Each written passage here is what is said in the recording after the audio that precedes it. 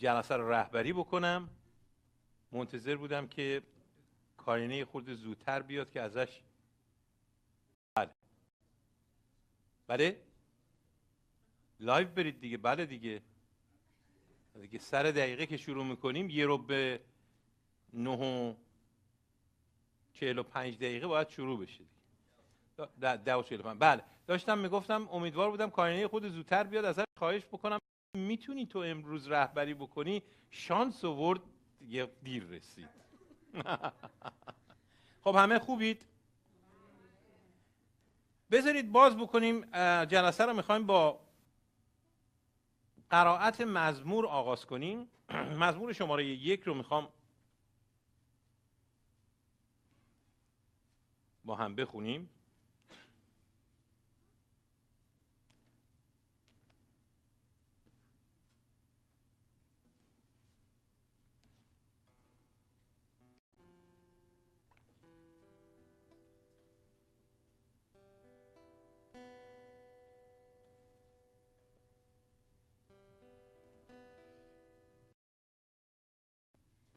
همه پیدا کردین؟ منم پیدا میکنم. خوشا به حال کسی که به مشورت شریران نرود و به راه گناهکاران نایستد و در مجلس استهزا کنندگان ننشیند، بلکه رغبت او در شریعت خداوند است و روز و شب در شریعت او تفکر میکند. پس مثل درختی نشانده نزد نهرهای آب خواهد بود که میوه خود را در موسمش میدهد و برگش پژمرده نمیگردد و هر آنچه میکند نیک انجام خواهد بود. شریران چنین نیستند، بلکه مثل کاهند که باد آن را پراکنده میکند. لذا شریران در داوری نخواهند ایستاد و نه گناهکاران در جماعت عادلان، زیرا خداوند طریق عادلان را میداند ولی طریق گناهکاران هلاک خواهد شد.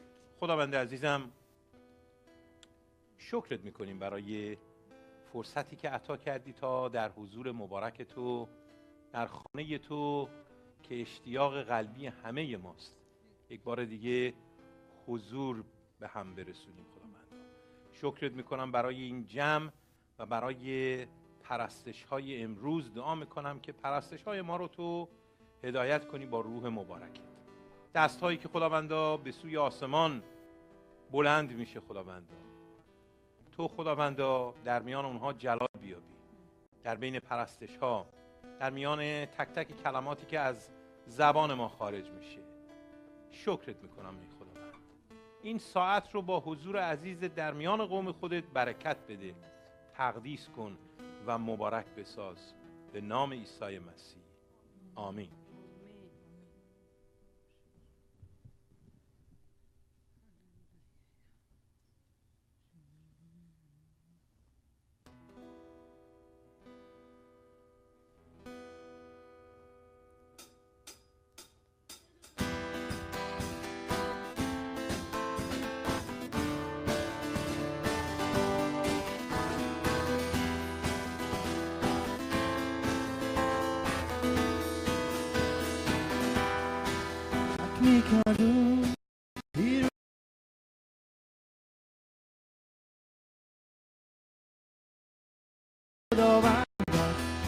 هللویا عشق جاودانی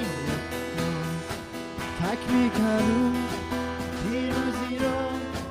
عیسی منجی است، با خون خود خرید ما را، خداوند است. هللویا عشق جاودانی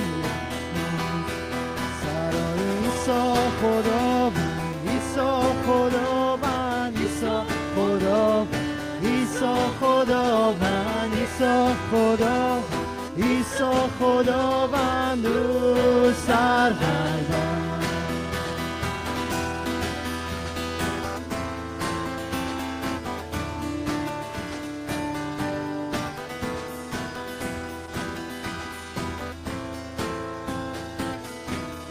یه بار دیگه با هم دیگه تکمیل کردیم، تکمیل کردیم پیروزی را.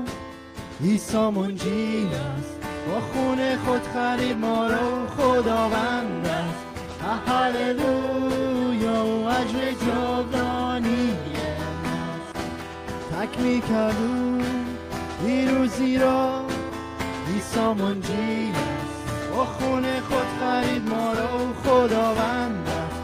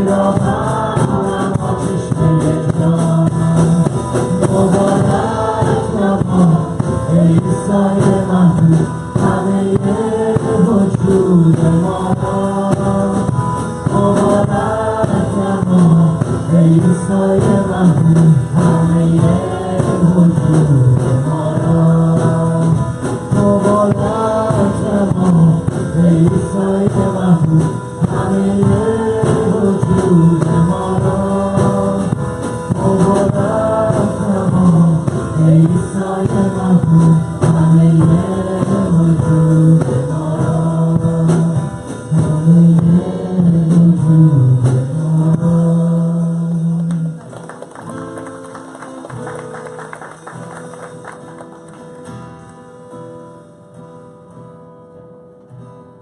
شد خداوند زنده، خدای پرجلال، خداوندی که بود و هست و خواهد آمد، خدای عظیم، خدای عجیب، یهوه سبایون، یهوه شالوم. خداوند تو رو شکر میکنیم برای حضور عالیت، برای حضور آرام دهندت، برای اینکه تو تنها تسلی دهنده است، برای اینکه تو قدوسی، تو پدری، تو خداوندی، تو شاه شاهانی، رب الاربابی. خداوند ممنون حضور تو هستیم پدر جان.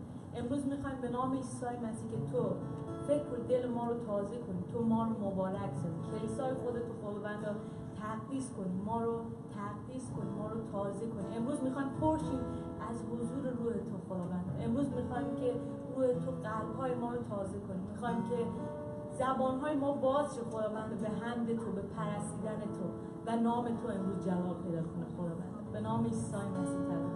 آمین. اونجا که راحت هستی میتونی پرستشتون ادامه بدید. اگه میخوایم بشینیم میتونیم بشینیم، اگه میخوایم پایین بایستیم میتونیم بایستیم.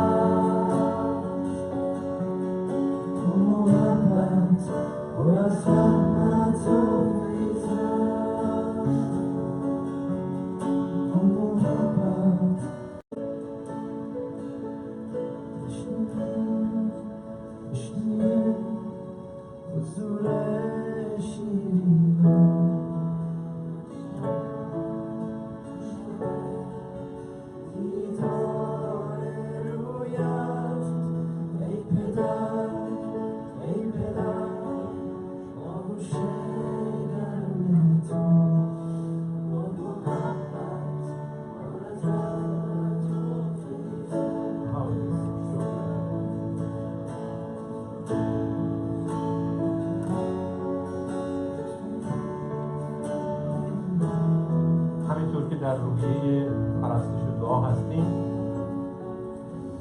میخواییم تشکرات قلبی خودمون رو تقدیم خداوند بکنیم و او رو با کلمات نیکو پرستش بکنیم. در عین حال هم هدایای خودمون رو به او تقدیم کنیم. بارمون آنا دعا میکنیم. مسیح جان بار دیگه روز مبارک، روز سبت رو به حضورت اومدیم پدر جان در جمع که از کلام تو بخونیم پدر جان، از تو بشنویم. از امثال میخونم براتون امروز فصل 3 آیه 9 میفرماید از دارایی خود برای خداوند هدیه بیاور، نوبر محصولت را به او تقدیم نما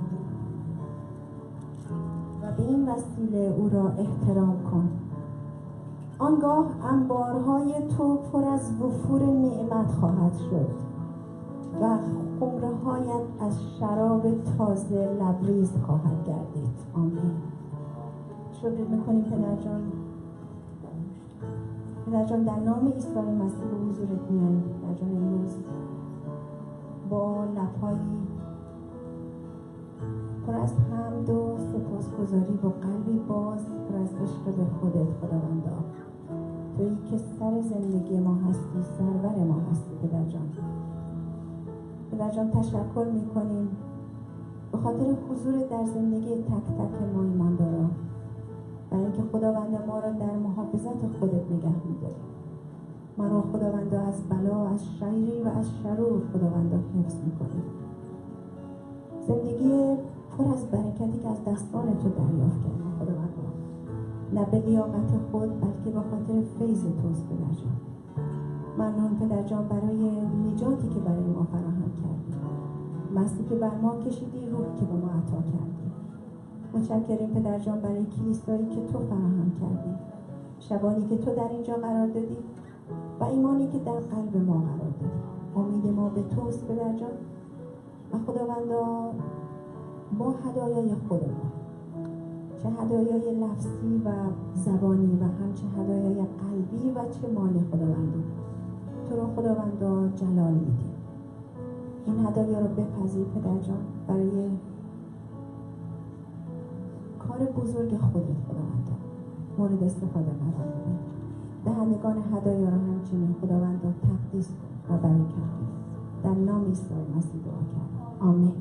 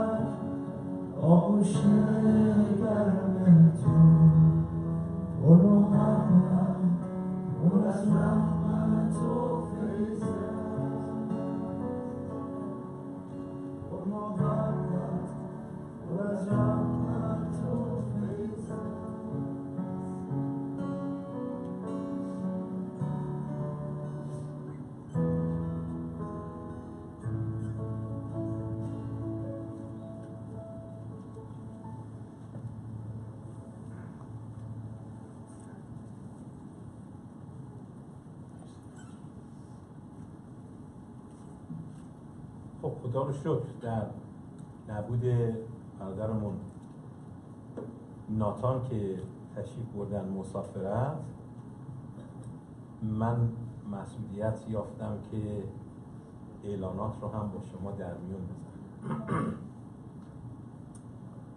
اولا یه تشکر و قدردانی دارم از عزیزانی که اون پشت گردانندگان اصلی همه چیز هستن، یعنی میتونن با یه اشاره صدای منو بد بکنن، خوب بکنن، تصویر منو کج و کوله بکنن، خیلی کارا میتونن بکنن. مخصوصا از برادرمون امیر پاکدل تشکر و قدردانی میکنم، مرسی برای محبتش، خدا شما رو برکت بده. امروز در غیبت ناتان عزیز، برادر عزیز ما علی، مسئولیت رهبری و سرپرستی گروه پرستش رو داشتن، از ایشون هم قدردانی میکنیم برای اینکه امروز زحمت گمان میکنم یه 2-3 هفته دیگه هم این مسئولیت به عهده شما خواهد بود. خدا رو شکر. من نمیدونم حالا اون موقعی که من نیستم کی میاد اعلانات رو اعلام میکنه. بالاخره یکی رو پیدا میکنیم قربانی بشه این مسئله. برادر ما مسعود محبت کردن به من، خیلی احترام گذاشتن، لطف کردن و ایشون میدونید یه خود مقرراتشون درسته و منم خیلی دوست دارم این مقرراتی بودن رو، پس بنابراین به خاطر من لطف کردن یه 2-3 روز پیکنیک ماهیانمون افتاده جلو، یعنی هفته دیگه پیکنیک داریم.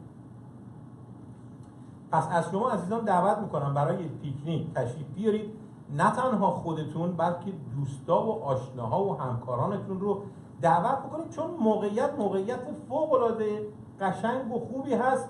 یه روز عالی خواهیم داشت همراه با خوراکی که همه میارن، پاتلاک هست و میتونیم توی این مشارکت با همدیگه شریک باشیم و در رفتار و در سکنات نیز باعث بشیم که انجیل خداوند معروف و شنیده بشه. پس تشویقتون میکنم نه تنها خودتون بلکه دیگران رو هم بیارید. خواهر ما آنا مسئولیت تدارکات امور خیلی چیزا رو اینکلود پیکنیک رو به عهده دارن، اما این به این معنا نیستش که ایشون کننده همه کارها باشن. خواهش میکنم خواهرانی که مایل هستن در، حالا چرا میگم خواهران، برادران هم اگر اشتیاق دارن میتونن برن کمک کنن، حداقل در قسمت کارهای سنگین میتونن مورد استفاده قرار بگیرن. خواهرانی که مایلن در این خدمت سهیم و شریف باشن تشریف ببرن، خودشون رو به ایشون معرفی بکنن. هر کسی قرار هست یک مسئولیتی رو به عهده بگیره. خدا تو رو برکت بده. من فکر کردم منو فراموش کردن از وقتی که ناتان نیست، ولی دیدم نه اینجوری نیست، یه نفر بالاخره به یاد بود. مرسی الهام جان. بنابراین خواهش میکنم تشریف ببرید، به مسئولیت هایی که شما رو قرار میدن از طریق خواهرمون آنا خدمتی رو آغاز بکنید که قطعا این خدمت برای شما باعث برکت خواهد شد. لطفاً این کار رو بکنید.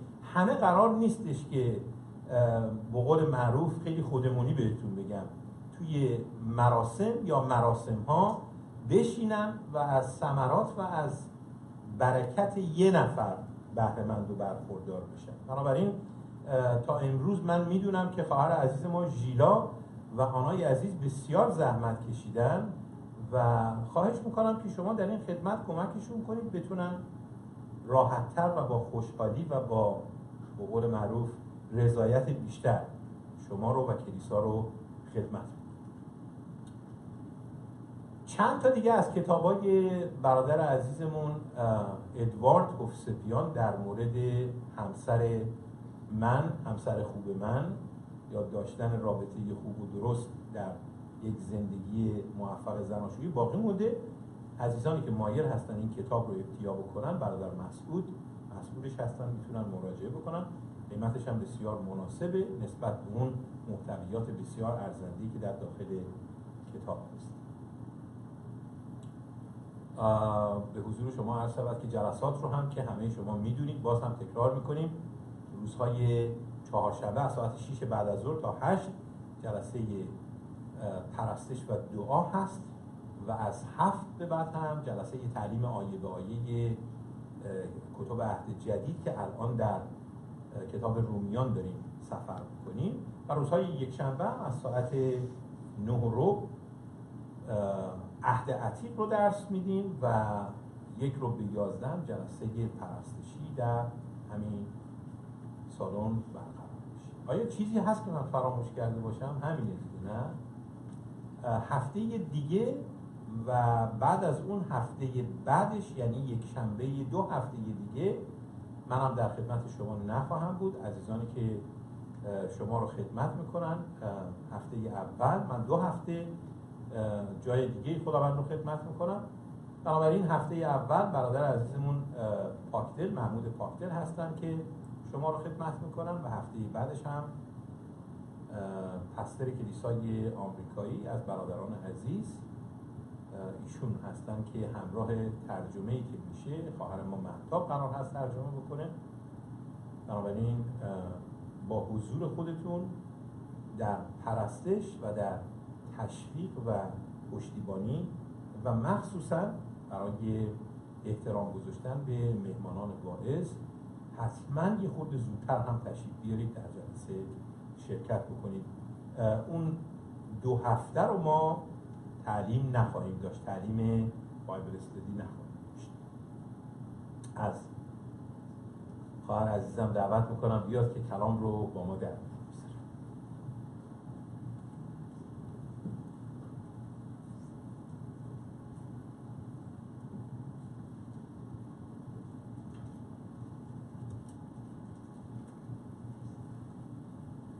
سلام عزیزان، خیلی خوش اومدین و خدا رو شاکرم که یک روز نو همه در کنار هم برای پرستشمون جمع شدیم. امثال با هم ادامه میدیم از باب 7 آیه 15 تا آخر باب.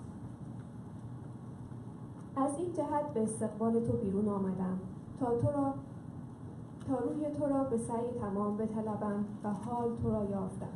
بر بستر خود دوشک‌ها گسترانیدم با دیباها از کتان مصری. بستر خود را با مر و عود و سلیخه معطر ساختم. بیا تا صبح از عشق سیر شویم و خویشتن را از محبت خرم سازیم، زیرا صاحب خانه در خانه نیست و سفر دور رفته است. کیسه نقره‌ای به دست گرفته و تا روز بدر تمام مراجعت نخواهد نمود. پس او را از زیادتی سخنانش فریفته کرد و از تملق لبهایش او را اغوا نمود. در ساعت از عقب او مثل گاوی که به سلاخخانه می رود روانه شد و مانند احمق به زنجیرهای قصاص تا تیر به جگرش فرو رود، مثل گنجشکی که به دام می شتابد و نمی داند که به خطر جان خود می رود. پس حال ای پسران مرا بشنوید و به سخنان دهانم توجه نمایید. دل تو به راههایش مایل نشود و به طریقهایش گمراه مشو، زیرا که او بسیاری را مجروح انداخته است و جمیع کشتگانش زورآورانند. خانه او طریق حاویه است و به حجره‌های موت مبدی می باشد. آمین. خواهر همیرا با دعاتون ما برکت میدیم. شکر دی خدای عزیز، شکر دی پادشاه، شکر دی سرور سلامتی، شکر دی قدر قدرت و آفرینش، شکر برای وجود دی خداوند، شکر که یک روز دیگه خداوند ما اینجا جمع شدیم تا تو رو بپرستیم و از کلام زیبای تو بشنویم. ای خداوند تو رو شکر میکنیم برای این روزی که تو مهیا ساختی. ای خداوند متشکریم. ای خداوند میخوایم که کلام تو در عمق وجودمون جا بگیره و خداوند و ثمرات نیکو بیاره. تو رو شکر میکنیم، به دستان قدرتمند تو میسپاریم و میخوایم که مشارکت ما رو تا به آخر تو خداوند رو هدایت کنی و جهت بدی. در نام عیسی مسیح طلبیدم با شکرگزاری. آمین. ای خداوند. آمین. خدا رو شکر. آماده این برای شنیدن پیغام؟ قلباً و روحاً آماده اید که جستاری؟ آمین. عنوان موعظه امروز استفاده ما از وقت هامون. از وقتی که خدا به ما داده چطور استفاده میکنه. میدونید یکی از ارزشمندترین و گرانبهاترین سرمایه های زندگی ما وقت ماست. برای همین هم است که اکثر مواقع از این جمله تکراری و توتیوار بدون اینکه زیاد هم به معناش نگاه بکنیم استفاده میکنیم که میگیم وقت ندارم. ما اصولا وقت داریم ولی برای خیلی چیزها وقت نداریم. به قول یه نفر میگو گوشای من سبک و سنگین میکنه کلمات رو. گفتیم منظورت چیه؟ گفت منظورم اینه که اون چیزایی که به نفعم باشه رو میشنوه، اون چیزایی که به نفعم نیست نمیشنوه یا خودش رو زده به نشنیدن. باز کنید همراه من رومیان فصل 6 رو.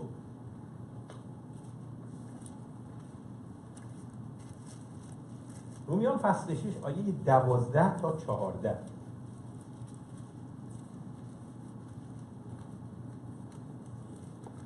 پس گناه در جسم فانی شما حکمرانی نکند تا هوس‌های آن را اطاعت نمایید و اعضای خود را به گناه مسپارید تا آلات ناراستی شود، بلکه خود را از مردگان زنده شده به خدا تسلیم کنید و اعضای خود را تا آلات عدالت برای خدا باشید.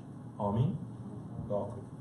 پدر جان به نام عیسی مسیح به حضورت میاییم خداوندا، شکرت میکنیم برای این ساعت و دعا میکنیم خداوندا که دلهای ما رو آماده شنیدن کلامت بکنیم و خداوندا نه تنها اجازه بدی که بشنویم فرا بگیریم، بلکه اجازه بدی خداوندا تا عمل کنندگان نیز باشیم. تنها شنیدن کافی نیست، بلکه دل رو سپردن به اون کلام و بهش عمل کردن است خداوندا که مهمه. بنابراین خواهش میکنم پدر به نام عیسی مسیح که دلهای ما رو به اون سو مایل کنی که اراده مبارک توست. به نام عیسی مسیح دعا میکنم. آمین. وقت ما چطوری میگذره؟ میدونم هر کسی میتونه مدتها حداقل چند دقیقه‌ای در مورد عملکرد روزانه خودش صحبت بکنه. اگر از شخصی سوال بکنید که خب وقتت رو چطور میگذرونی، میتونه به این سوالات پاسخ بده. اما به طور تقریبی که در موردش تحقیق شده، اگر یک نفر 70 سال عمر داشته باشه، حد متوسط و اوریج عمر یک نفر رو اگر 70 سال در نظر بگیریم که دانشمندان این کار رو کردن و به طور متعادل به این نتیجه رسیدن که حدود 24 سال از زندگی این شخص در خواب میگذره. یک آدمی که اوریج سنش 70 ساله 24 سال از عمرش رو در خواب میگذرونه، 14 سالش رو کار میکنه، 8 سالش رو وقت خودش رو صرف سرگرمی های مختلف مثل مسافرت رفتن، دید و بازدید کردن، سر زدن به اماکن مختلف و اینجور چیزا میکنه. 6 سال وقتش صرف غذا خوردن میشه. یعنی 6 سال، اینی که دارم میگم اینا بدون توقف، نان استاپ، یعنی 6 سال طرف داره مدام میخوره اگر 70 سال عمر بکنه. 5 سال رو در ترافیک میگذرونه، 4 سال مشغول صحبت کردنه، البته این بین خانم ها آقایون فرق میکنه. 3 سال رو در دستشویی میگذرونه، بازم این فرق میکنه، از 3 سال داریم تا 10 سال. 5 سال به تحصیلات وقت صرف میکنه، 1 سال بقیه رو هم صرف کارهای دیگر میکنه، کارهای متفرق. و اگر خوب دقت کنید. اگر این شخص آدم خیلی وفادار و امینی باشه به کلیسا رفتن و هر هفته کلیسا بره، هر هفته و هر روز هم 10 دقیقه دعا بکنه و 10 دقیقه هم کتاب مقدس رو مطالعه بکنه، تنها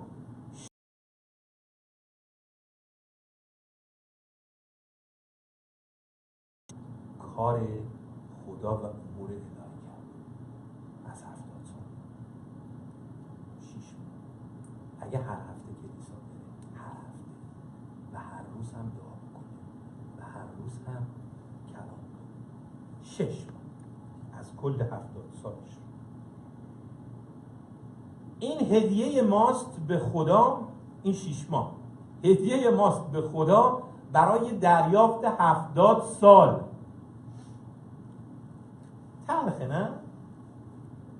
واقعا سوالی که امروز میخوام مطرح بکنم و در دل ما یک هیجان و یک جنب و جوشی به وجود بیاره اینه که با وقت خودمون چه میکنیم؟ زمانی رو که خدا در اختیار ما گذاشته باهاش چه میکنیم؟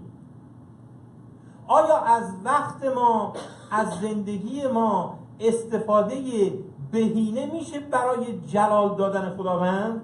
آیا از وقت ما، از زندگی ما، از هر مقداری که خداوند به ما وقت داده که روی این زمین زندگی بکنیم، آیا به اندازه دقیق و به اندازه درست و به اندازه مطلوب در اراده او زندگی میکنیم و طبق اراده او قدم بر میداریم و عملکرد داریم یا نداریم، یا وقت نداریم؟ این جمله‌ایه که از دهان خیلی ها میشنویم. وقت ندارم، کار دارم، درس دارم، باید به مسائل دیگه برسم. مرتب درگیر این جور چیزها هستیم و برای واقعیت رو دارم عرض میکنم خدمتتون، برای اون چیزهای واقعی در زندگیمون ما کمتر وقت داریم.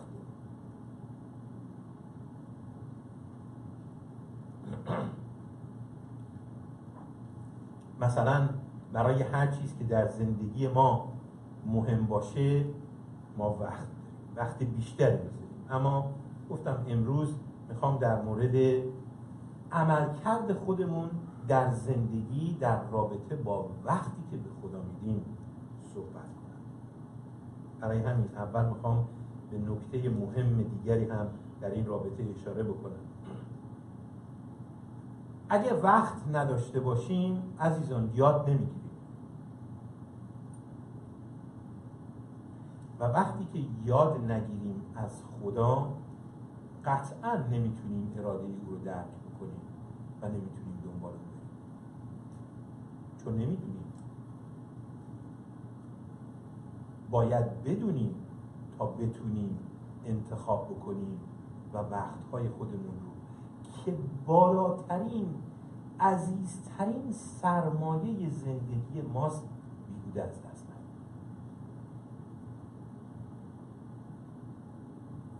ساعتها مردم وقت خودشون رو میتونن پای تلویزیون بگذارن، ساعتها میتونن وقت خودشون رو پای فیسبوک و اینستاگرام و نمیدونم یوتیوب و نمیدونم بیتوب و باتوب و همه این چیزا بگذارن. عجیبه به محض اینکه شروع به خوندن کتاب مقدس میکنن خوابشون.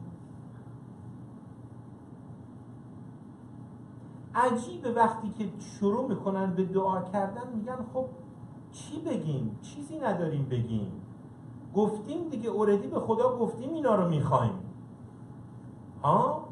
چند دفعه دیگه باید بگیم؟ چون کانسپت رو نمیدونن، چون فراموش کردن رفتن به حضور خدا تنها درخواست کردن نیست. شما هر وقت به دیدن رفیقی میرید که ازش درخواست ندارید که اگر یه همچین رفاقتی دارید و اون رفیق شما این ماجرا رو بدونه و هنوز با شما در ارتباط باشه، من واقعا تعجب میکنم. باید به اون رفیق و رفاقتش احسن گفت که همیشه رفیقی رو بپذیره که میاد که یه چیزی بگیره و بره. کی حاضر با یه همچین آدمی رفاقت کنه؟ هر دفعه سلام میکنه سلام لور بی تمن نیست، میگه یه چیزی بده. هر دفعه به حضور خدا میره به جای مشارکت داشتن درخواست داره، طلبکارم هست.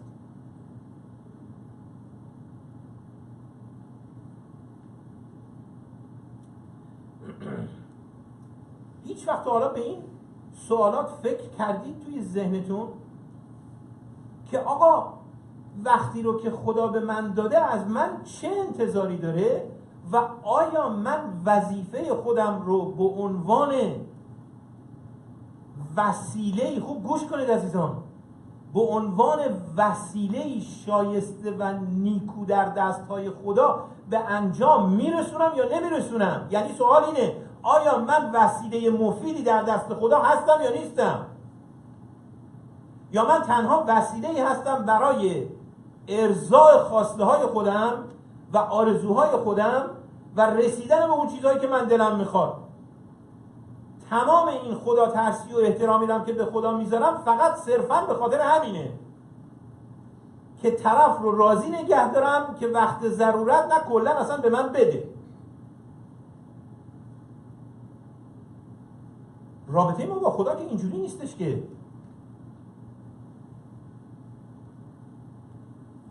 جایگاه ها فراموش میشه، اساسنامه به هم ریخته، اصلا مقام ها فرق کرده. ما بعضی وقتا ما مثل این که در جای خدا قرار داریم و او به جای ما فرماندهیم و او فرمانبر و فرمان بردار.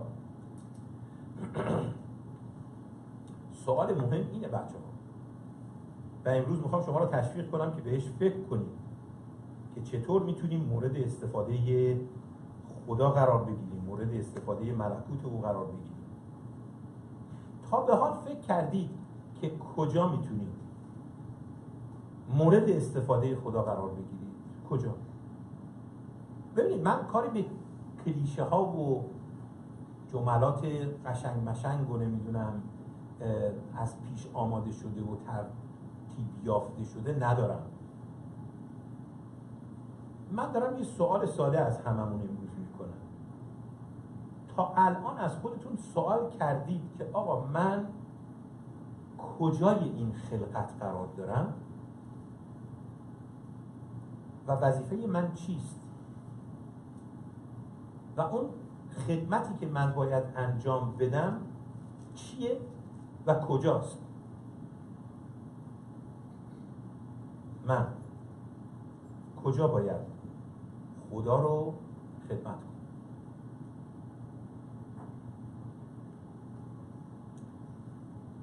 گمان میکنم که اگه همه بتونیم سوال بالا رو جواب بدیم، چه در مورد زمان چه در مورد مکان، بتونیم واقعا در دست خدا وسیله مفید و مهمی باشیم. کلام خداوند در آیاتی که قرائت کردم براتون به ما دستور میده، فرمان میده، میگه باید وسیله مفید در دست خدا باشیم. وقتی به این پیام، به این فرمان واقعا و با تمام وجود و از ته دل پی میبریم، اون وقت دو تا سوال مهم تو ذهن ما به وجود میاد که همین سوالی که الان ازتون کردم، کجا و چطور. کجا و چطور؟ من چه استعدادی دارم، چه هنری دارم، چه چیزی در من خداوند قرار داده که باید برای جلال او ازش استفاده بکنم. استعدادهای من چیه؟ پولس رسول توی اول قرنتیان فصل 12 آیات 28 به بعد میگه در کلیسا بعضی ها این خدمت رو دارن، بعضی ها اون خدمت رو دارن، بعضی ها نبی هستن، بعضی ها مهمان نواز هستن، بعضی چنین میکنن، بعضی چنان میکنن، بعضی معلمن. ما باید این سوال رو از خودمون بکنیم. من به عنوان یک ایماندار مسیحی موظف هستم از خودم این سوال رو بکنم که امروز من چطور و کجا، چطور و کجا باید اون وسیله باشم که خدا منو مقرر و مهیا کرده. خدا منو مقرر و مهیا کرده که در ملکوت او رو احترام کنم، او رو خدمت بکنم. بعضی ها این خدمت رو یافتن که با صدای خوش و با نواختن موسیقی خداوند رو احترام بکنن و یکی از، به عقیده من، یکی از بهترین و زیباترین پرستش هاست پرستش خداوند.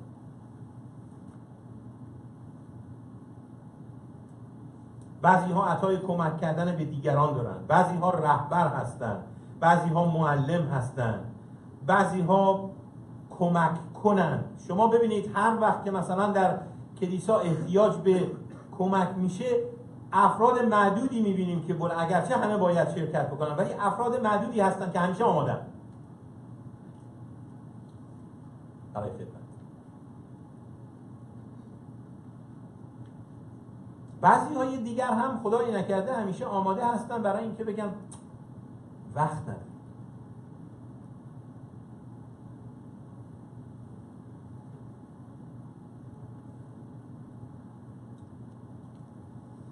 همه باید خیلی چیزهای دیگر رو هم رعایت بکنن. تنها گفتن این که من وقت دارم کافی نیست، باید واقعاً و صمیمانه خود رو در اختیار اراده خدا قرار دادن. میدونید از دل باید بیاد. اگر از دل بیاد دیگه بهانه کسی نمیکنه، دیگه بهانه کسی نمیاره. بعضی ها این استعداد رو دارن و این عطیه رو دارن که صبور باشن، آروم باشن، مهمان نواز باشن، پر از محبت باشن.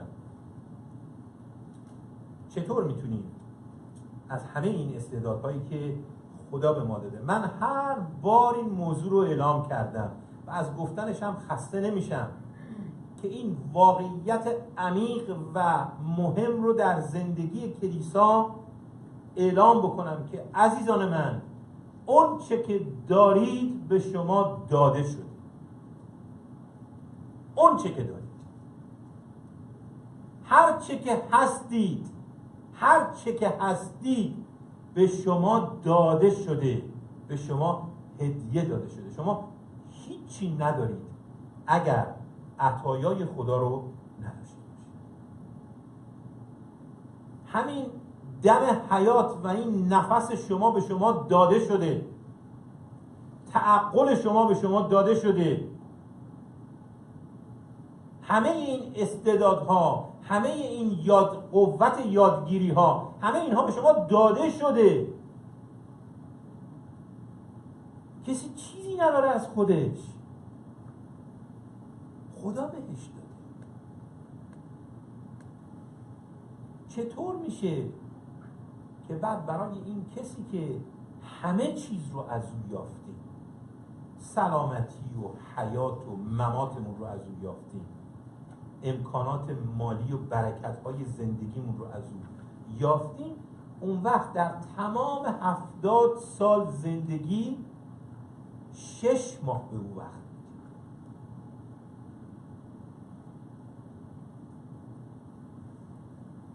6 ماه. تازه اگر هر هفته کلیسا بریم، یادتون اول گفتم، یعنی تو این 70 سال شما یک جلسه رو هم میس نکنی، 6 ماه. و این تلخ.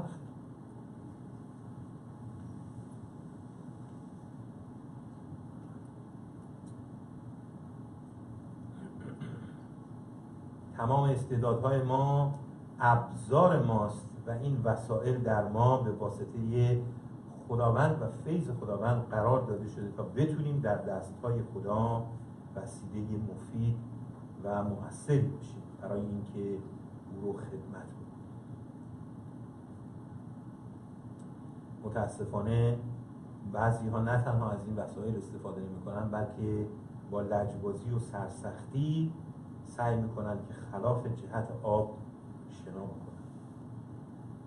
خداوند به واسطه خون عیسی مسیح و قربانی کردن مسیح روی صلیب گناهان ما رو بخشیده و ما رو آزاد کرده و ما از این آزادی نباید سوء استفاده بکنیم، بلکه باید استفاده صحیح و درست بکنیم.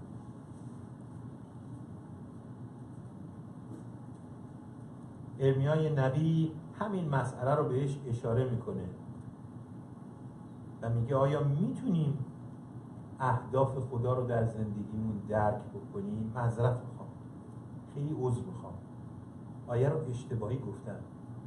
میگه آیا میتونیم اهداف عالی خدا رو در زندگیمون درک بکنیم؟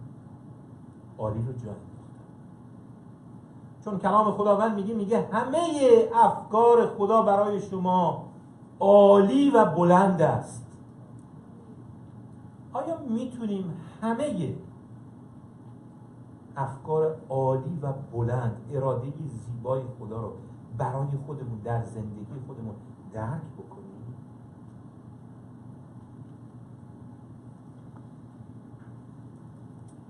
آیا کوزه‌گر میتونه از کوزه میتونه از کوزه‌گر ایراد بگیره که چرا؟ به جای اینکه خودمون رو در اختیار خدا قرار بدیم مرتب نق میزنیم. من وقت ندارم، من سلام شلوغه. باید به فکر زندگی بود، باید به فکر احتیاجات زندگی بود. بیلا وای نمیستن، میان. من باید به فکر پرداخت بیل ها باشم، کلنگ و بیل. باید به فکر احتیاجات باشم. من به شما میگم اینقدری که به فکر احتیاجات هستید چقدر به فکر زندگی ابدیتون هستید.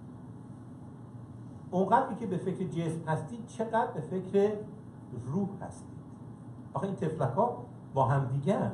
بعد اون اصل کاریه روحه، اصل کاری اون کسی که این پشت نشسته، این لباس اونه، اون کسی که پشت این پنجره هاست، اون من واقعی است و این دست اوست. وقتی که سوال میکنیم این دست کیه، میگیم این دست منه، این تن منه. حالا اون من کیه؟ این من همونیه که اون پشت نشسته. برای اون چقدر فکر میکنی؟ برای مایحتاج اون چقدر فکر میکنی؟ 6 ماه در 70 سال.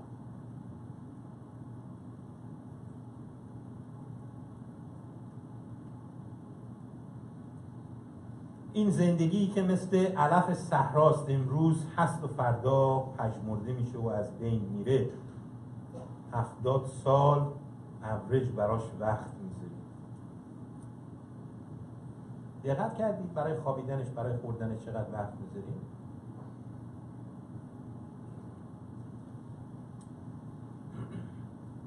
آیا وقت اون نرسیده که یک تازگی در زندگی روحانیمون به وجود بیاره؟ یک جدیتی، یک اشتیاقی، یک علاقه، یک What am I doing with my life؟ با زندگی چی کار دارم میکنم؟ این سوال خوبیه، باید جواب بدیم. همه چیز در زندگی عالی است. تحصیلات عالیه، شغل داشتن و کار کردن عالیه، خانواده داشتن عالیه، ولی اول خدا قرار میگیره. اول خدا قرار میگیره.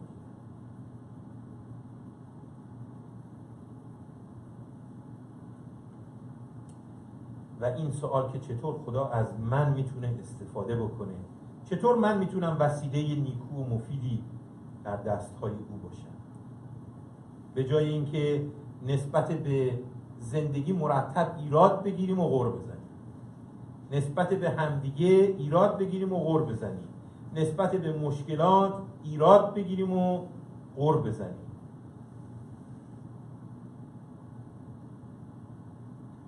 عادات بد رو تشویق بکنیم و عادات خوب رو تخطئه. آیا بهتر نیست که بگردیم و جستجو بکنیم و ببینیم که استعدادی که خدا به ما داده چیه و ازش برای جلال نام خدا استفاده کنیم؟ یک داستانی میخوام براتون تعریف بکنم، داستان بامزه‌ایه ولی خیلی به موضوع امروز ما میخوره.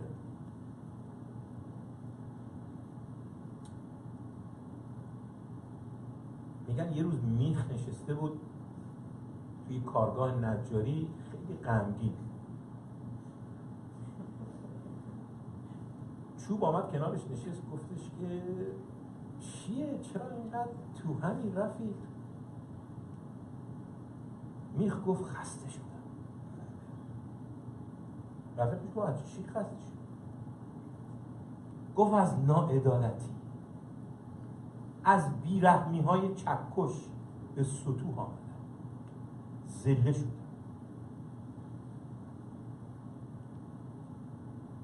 ایشون در حال اعتراض بود که رفیقش که کنارش نشسته بود چوب برمیگرده میگه مرد حساب خجالت نمیکشی؟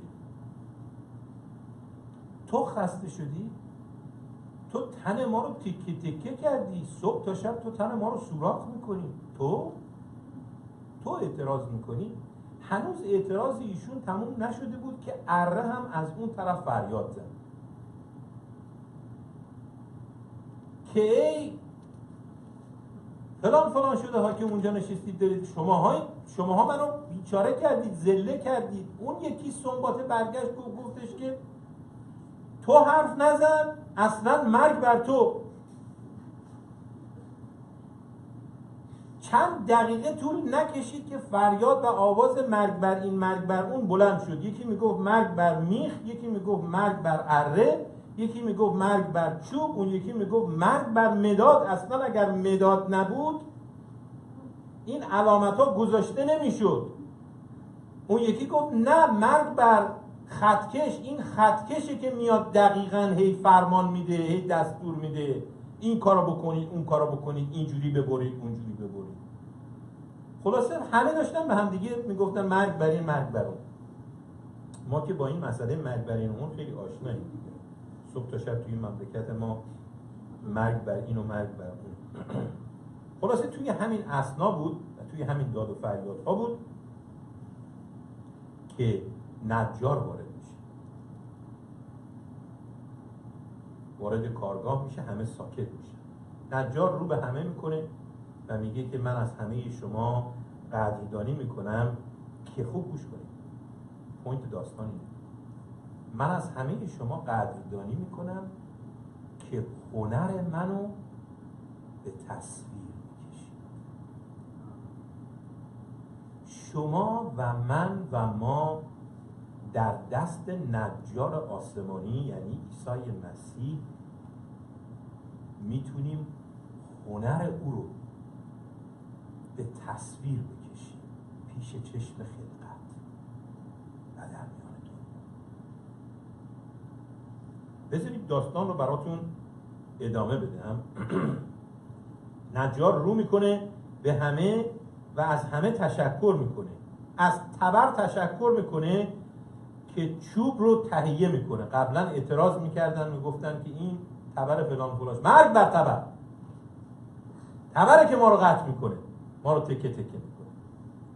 حالا نجار میگه که من از تبر تشکر و قدردانی میکنم که چوب تهیه میکنه. از اره که اونها رو میبره، از خطکش و مداد که اگر اندازه و علامتهای اونها نباشه هیچ چیز درست در نمیاد و هیچ چیز طبق قانون قرار نمیگیره. از سنباته، از سوهان که پستی و بلندی ها و زبری ها رو صاف میکنه. از میخ تشکر میکنم که تخته ها رو به هم وصل میکنه و اونها رو به اتحاد در میاره. داستان خیلی قشنگه و در زندگی روحانی ما میتونه خیلی مفید باشه اگر واقعا بخوایم مفید باشیم. میخ به تنهایی هیچ کاری از دستش ساخته نیست، یه گوشه افتاده. باید نجار باشه تا طراحی بکنه میز رو، صندلی رو، یک دکور زیبا رو، یک ظرف مبارک و مقدس رو.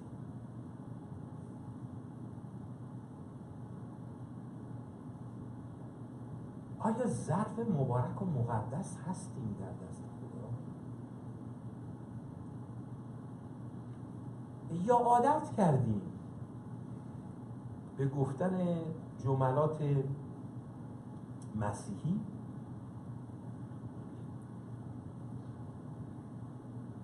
و تکرار کلیشه های مسیحی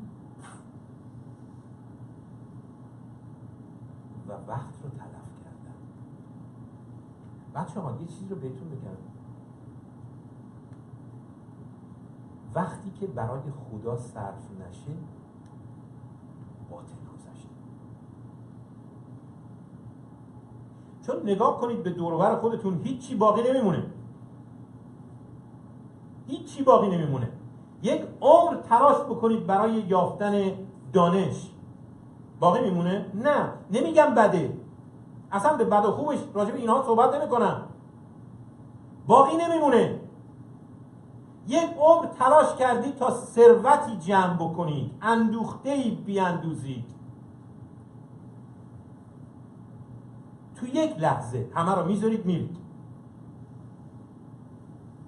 دلخوش کردید به بچه ها، به زن و همسر، شوهر، به خانواده، به این به اون، به دوستان خوب و وفادار و امین.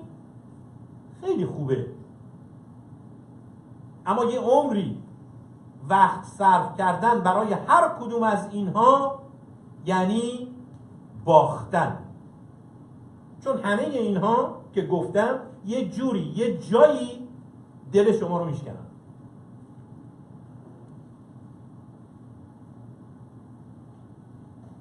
عاشق بچه هاتی، میگی آقا بچه های من توی دنیا برای من همه چیزن. همون بچه پس فردا وقتی میره با یه نفر ازدواج میکنه، مثل میگم، میخوام از نکته زود بگذریم، نکته رو بگیریم و بریم. میره با کسی ازدواج میکنه که شما میدانی، میبینی آیندش رو که چطور نابود میکنه و ایشون میگه نه، دل شما شکسته میشه. زندگی خودش رو وقتی که صرف تباهی میکنه یا خدای نکرده صرف مواد مخدر یا کارهای خلاف و جنایتبار میکنه، شما دل شکسته میشید، شما رو گذاشته زمین. یه عمری وقت گذاشتی، قربون صدقش رفتی، الهی قربون قد و بالات برم مادر. ها؟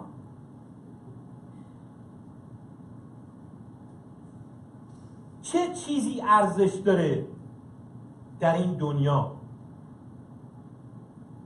به غیر از خداوند که شما عزیزترین سرمایه خودتون رو برای او سرمایه گذاری کنید، یعنی وقتتون. این 20 دقیقه که گذشت هرگز بر نمیگرد. هر کاری دلتون میخواد برید بکنید، 1 ثانیه‌اش بر نمیگرد.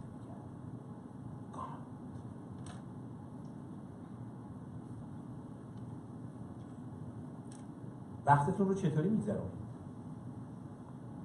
آیا وسیله مهمی در دست خدا هستید؟ آیا وسیله مفیدی در دست خدا هستید؟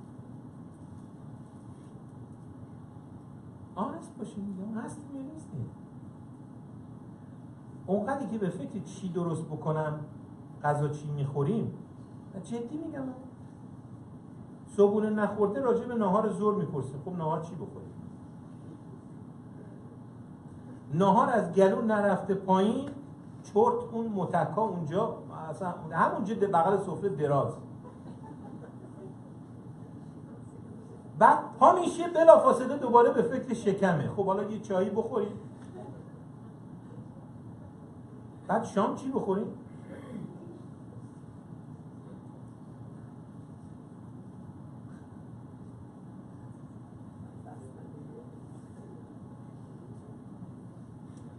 آیا ما جلال خدا، هنر دست نجار آسمانی عیسی مسیح رو آشکار میکنیم؟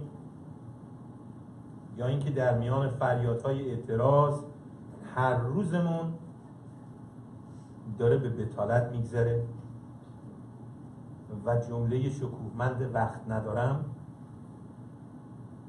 به خدا I don't have time.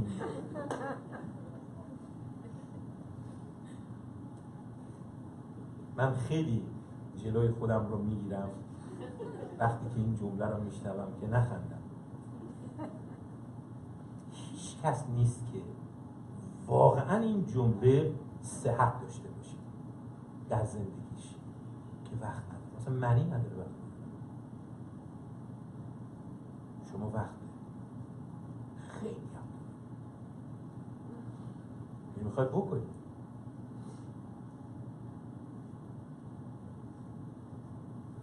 دوم تیموتائوس فصل 2 آیه 21 کلام خدا میگه کسی که خودش رو از گناه دور میداره مانند، خوب گوش کنید، مانند وسیله گرانبهایی هست در دست مسیح.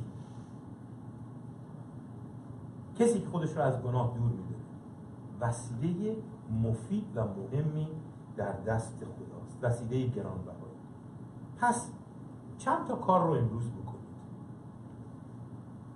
اول اینکه میخوام تو این چند دقیقه آینده سرهای خودمون رو خم بکنیم. 15 دقیقه دیگه میخوایم پرستش بکنیم به رهبری برادرم عزیزمون علی. خواهش میکنم گروه پرستش بیاد.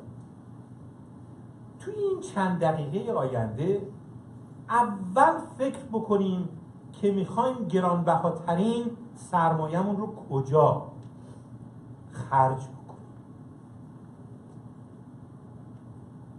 2 کجا خرج بکنیم، چطوری خرج بکنیم.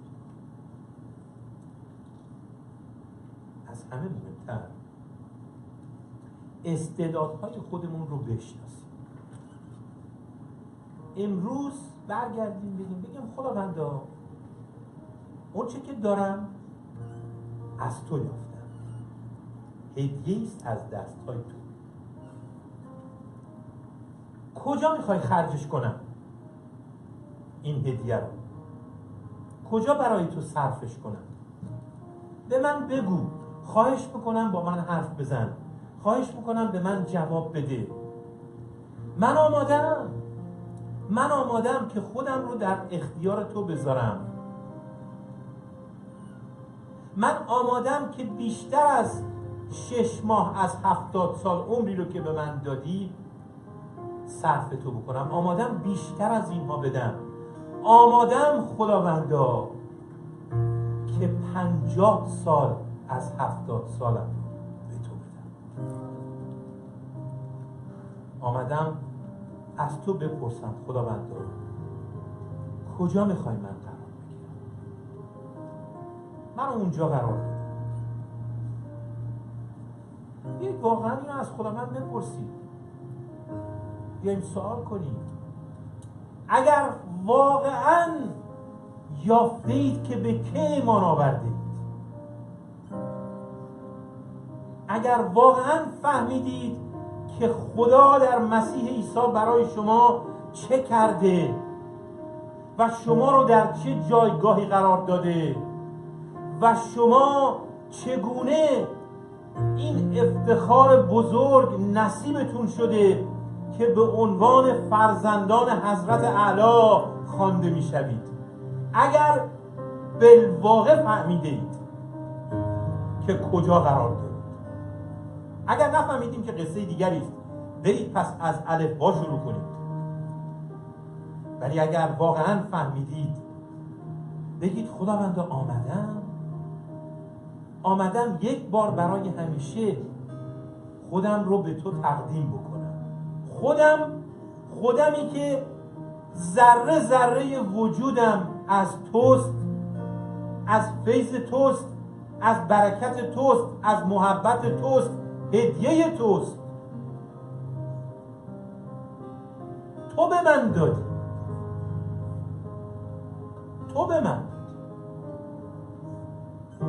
آمدم اینو به تو برگردونم. به من بگو خداوندا کجا میخوای از من استفاده کنی؟ به من بگو ای خداوند چطور میخوای از من استفاده کنی؟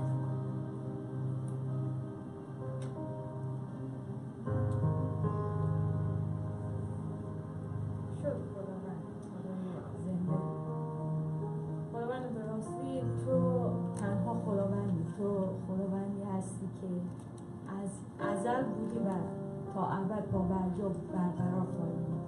خداوند تو تنها خدای زنده. پدر جان همه چیز رو به نابودی است، همه چیز یه روز خداوند به اتمام میرسه. هر عشقی، هر زیبایی، هر ثروت، هر دانش و تنها حضور توست که پابرجاست. پدر تو عالی هستی. خداوند امروز دعای من این است که تو ما رو کمک کنی، تو ایمان ما رو مدد کنی تا بتونی تشخیص بدی که اولویت ما در زندگی چیست و تو تنها اولویت زندگی ما هستی. تو کمک کن تا بتونیم زندگیمون و وقتمون و تایممون رو خداوند اولویت بندی کنیم. برای هر چیزی ما وقت داریم به جز تو خداوند. خداوند میخوام که تو زندگی ما رو، روش ما رو عوض کنی تا بتونیم بیشتر از هر چیز وقتمون رو به تو تقدیم کنیم. امروز میخوام خداوند که تو ما رو کمک کنی در این مسیر، در مسیر ایمانمون. خداوند اگر میافتیم، اگر پاهای ما میلغزه، اگر لغزش میخوریم، اگر خسته میشیم، اگر تنها میشیم، تو ما رو بلند کن. خداوند ما میخوایم پدر جان که در راهی که تو تعیین میکنی قدم برداریم. پس تو ایمان ما رو مدد کن خداوند. امروز میخوام بگم که محتاج تو هستیم پدر، محتاج روی تو، محتاج حکمت تو، محتاج آغوش گرم تو خداوند. نیاز داریم به تو که تو ما رو تبدیل کنی و عوض کنی. نام عیسی مسیح می‌طلبم خداوند. آمین.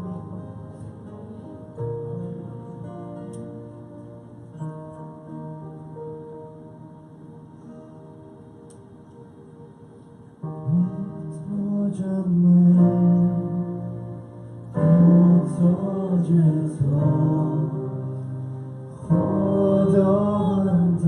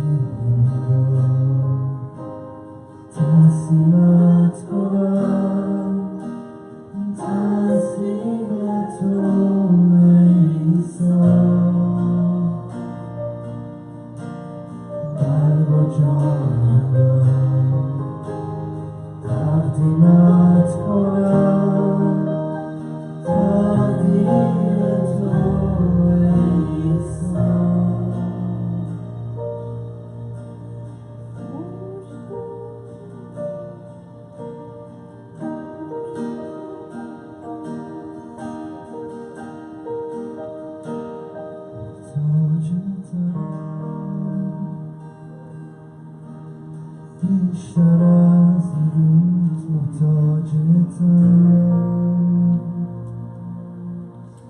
بیشتر از حرفان محتاجتم، بیشتر از هر وقت محتاجتم،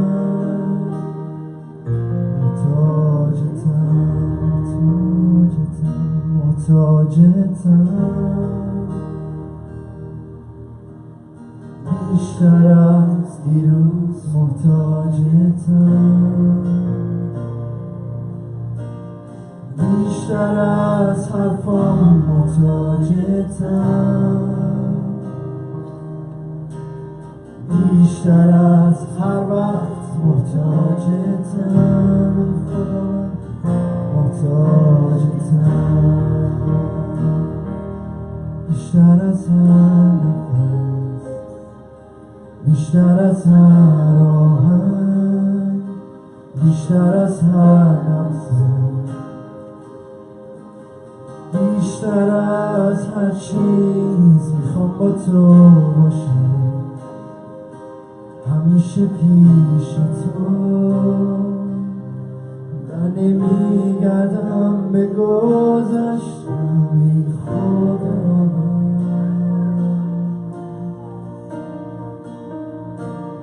محتاجتم، بیشتر از دیروز محتاجتم،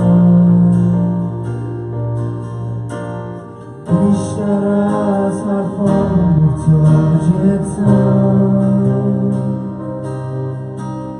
بیشتر از هر وقت محتاجتم، محتاجتم، محتاجتم، بیشتر از دیروز محتاجتم، بیشتر از حرفان محتاجتم، بیشتر از هر وقت محتاجتم، محتاجتم، بیشتر از هر نفس، بیشتر از هر آهنگ، بیشتر از هر نفسم، بیشتر از هر چیز میخوام با تو باشم، همیشه پیش تو، من نمیگردم به گذشتم ای خدا، بیشتر از هر نفس، بیشتر از هر آهنگ، بیشتر از هر نفسم، بیشتر از هر چیز میخوام با تو باشم، همیشه پیش تو، من نمیگردم به گذشتم ای خدا، من نمیگردم به گذشتم ای خدا، من نمیگردم به گذشتم ای خدا،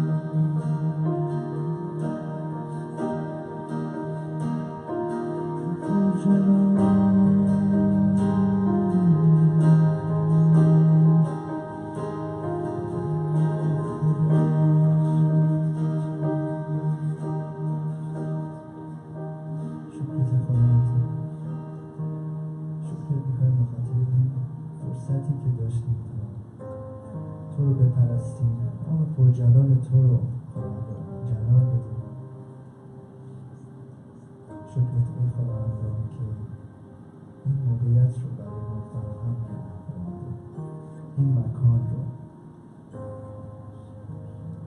و این فرصت رو داریم که نام تو رو بپرستیم.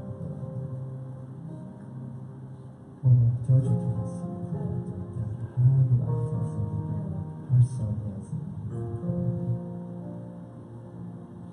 شکرت که امروز ما کار کردیم خداوند و با کلامت با ما صحبت کردیم خداوند.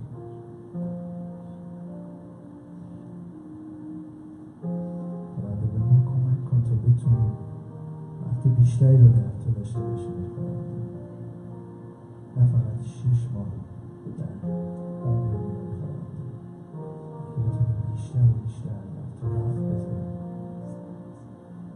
تا بتونیم رنج مسئله خداوند بیشتر کنیم، رنج جاوید رو شکر که با کلامت با ما صحبت کنی، سخن خداوند و در ما کار کنی خداوند. تو خداوند میکنی شکر تا سوی آخر رو بخونیم آره.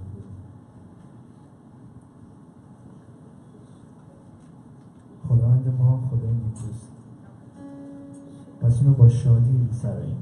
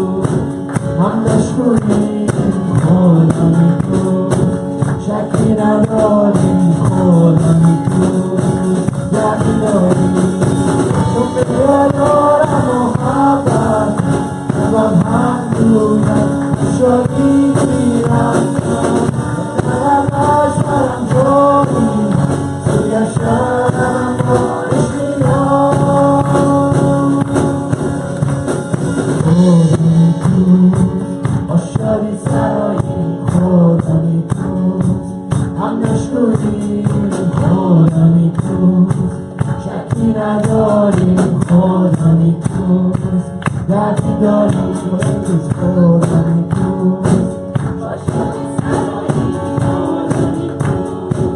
هم نشونیم خدا نیکوست، شکی نداریم خدا نیکوست، دردی داریم چون بیادارم محبت ازم هندونم نشدیم میرستم چون نبرش برم جاییم میگشتم و اشتیام.